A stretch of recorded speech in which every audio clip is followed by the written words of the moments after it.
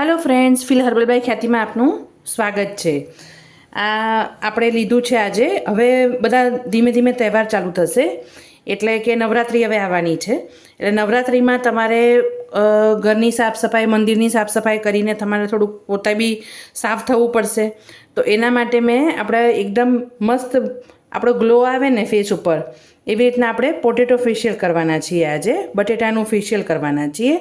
એટલે એની મેં એક બટેટું લીધું હતું અને એને મેં આવી રીતના છાલ ઉતારીને ખમણી લીધું છે। હવે ખમણીને આપણે એક બાઉલમાં એનો રસ કાઢી લેવાનો છે ને નીચાવીએ ને એવી રીતના, એટલે કાઢી લઉં હમણાં। અહીંયા મેં ખમણીને ગાળીને પછી એનો આ જ્યુસ લઈ લીધો છે। તમે એને ક્રશ પણ કરી શકો છો। ક્રશ કરીને પછી તમને જો ફાવતું હોય કે દરદરી વસ્તુ તમારા ફેસ ઉપર ચાલશે તો તમે એ પણ કરી શકો છો। હવે આ એકદમ તમારી સ્કિનને લાઇટન અને બ્રાઇટન કરશે, અને આની અંદર સ્ટાર્ચ રહેલો હોય છે એટલે તમારી સ્કિનને ટાઈટ પણ કરશે। અને આપણે એની અંદર હવે નાખવાનું છે 1 ચમચી જેટલું ચણાનો લોટ। તમે ઘઉંનો લોટ નાખી શકો, જવનો નાખી શકો, તમે કોઈ પણ બીજો કોઈ પણ મલ્ટીગ્રેન નાખી શકો, કોઈ પણ તમે લોટ નાખી શકો છો। એટલે મેં 1 ચમચી એ નાખ્યું છે। પછી મેં સરસ ઇફેક્ટ આવે એકદમ લાઇટનવાળી, એટલે 1 ચમચી જેટલો મેં ચોખાનો લોટ નાખ્યો છે। તમારે નાખવો હોય તો નાખવાનો, નતર અવોઇડ કરવાનો।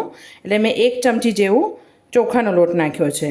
પછી આપણે 1 ચમચી જેવું મેં અહીંયા પેલું એલોવેરા જેલ આવે ને માર્કેટ બેઝ, કેમ કે આપણને ખબર છે કે આ બધી વસ્તુ ડ્રાય કરશે આપણી સ્કિનને, એટલે થોડું મોઇશ્ચર થોડુંક રહે એના માટે આપણે 1 ચમચી માર્કેટ બેઝ આપણે એલોવેરા જેલ લીધું છે। હવે આને આપણે મિક્સ કરી લઈએ। હવે અહીંયા વિટામિન સી માટે લેમન પીલ પાવડર નાખ્યો છે। તમે ઓરેન્જ પીલ પણ નાખી શકો। તમારા ઘરમાં વિટામિન સીની પેલી લીમસી કે એવી કોઈ ટેબ્લેટ પડી હોય એને બી ક્રશ કરીને તમે 1 જેવી અંદર નાખી શકો છો। હવે આને આપણે મિક્સ કરવા માટે આપણે ગોળાનું પાણી કે નળનું પાણી નથી લેવાનું, પણ ડિસ્ટિલ વોટર એટલે કે ગુલાબજળ લેવાનું છે। કેમ કે પેલામાં ખારાશ વાળું પાણી હશે તો તમારી સ્કિનમાં પણ એ વસ્તુ રેશિસ કે એવું કરી નાખશે, એટલે આપણે ગુલાબજળ મિક્સ કરીને એનું પેસ્ટ બનાવી લેવાનું છે। હવે જેની સ્કિન ડ્રાય હોય ને એણે આની અંદર દૂધ નાખવાનું ગુલાબજળની જગ્યાએ, અથવા તમે વિટામિન ઈની કેપ્સ્યુલ પણ નાખી શકો, જે આપણને મેડિકલ સ્ટોરમાં મળે છે। અથવા તમને કોકોનટ ઓઇલ ફાવતું હોય, તમને તેલનું તેલ ફાવતું હોય, એ તમે અડધી ચમચી નાખી શકો છો। અને આમ તો કાચા દૂધથી કરશો તો કોઈ બિલકુલ વાંધો જ નહીં આવે। હવે આને તમારે કઈ રીતના કરવાનું છે, પહેલાં તમારો ફેસને દૂધથી, કાચા દૂધથી, અથવા તો તમે જે ફેસવોશ યુઝ કરતા હો કે જે બી પાવડર, એનાથી તમારે તમારો ફેસ એકદમ સરસ ક્લીન કરી નાખવાનો છે ધોઈને।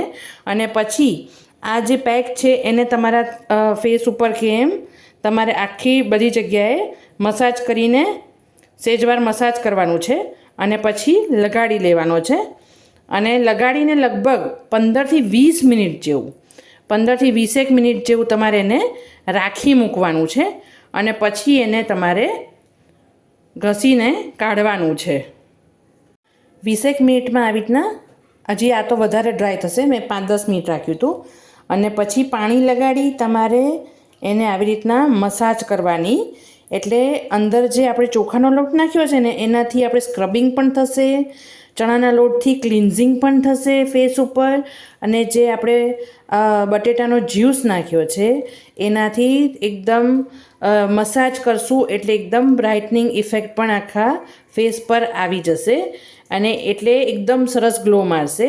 હવે આ વસ્તુ કર્યા પછી તમે જ્યારે વોશ કરી લો ને તમારા ફેસને, ત્યારે મહેરબાની કરીને તમે તમારું કોઈ પણ જે ક્રીમ તમે યુઝ કરતા હો એ ક્રીમ તમારે ફેસ ઉપર લગાડી લેવાનું છે, કેમ કે તમને આ બધી વસ્તુ અમુક ડ્રાય કરશે। ગમે એ કરીએ આપણે પણ એ ડ્રાય કરશે, એટલે એક તમે કરી લેજો, બરાબર છે। મસ્ત ઇફેક્ટ થઈ ગઈ છે। ફેસ પર પણ તમારી ખૂબ જ સરસ આવશે ઇફેક્ટ, તમે એકદમથી ગ્લો મારશે। તો હું એવું નથી કહેતી કે તમે કોઈ પણ પાર્લરમાં જઈને કે એમ તમે ફેશિયલ ન કરાવતા, એ તો કરાવવું જ જોઈએ એવરી મંથ। પણ જે ન જઈ શકતું હોય, અથવા જેને ટાઈમ નથી મળતો, જે જઈ નથી શકતું, કે સ્કિનમાં પ્રોબ્લેમ હોય, કે જેને હર્બલ જ કરી શકે એમ છે, અને તમે વચ્ચે વચ્ચે આવી રીતના કોઈ પણ વસ્તુ ઘરગથ્થું કરશો ને તો તમારી સ્કિન ઉપર વધારે કોઈ પણ ગંદકી ડિપોઝિટ નહીં થાય. એટલે આવી કોઈ પણ વસ્તુ તમે વચ્ચે વચ્ચે કરતા રહેશો ને અને પછી તમે ધારો કે ફેશિયલ કરાવો બહાર કે એવી રીતના કરો તો તમને વધારે ઇફેક્ટ મળશે. તો ફ્રેન્ડ્સ, આવી જ નવી નવી રેમેડી અને રેસિપીઝ જોવા માટે મારી ચેનલને લાઇક કરો, શેર કરો અને સબસ્ક્રાઈબ કરો. Thanks for watching.